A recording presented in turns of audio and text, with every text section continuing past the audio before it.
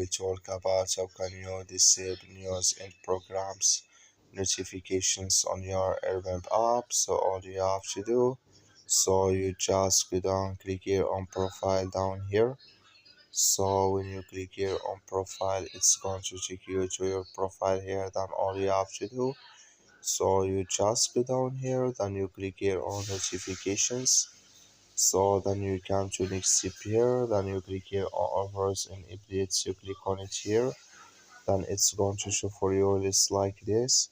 So then you go down here, just keep going down. So then you come here to news in programs, click on edit here.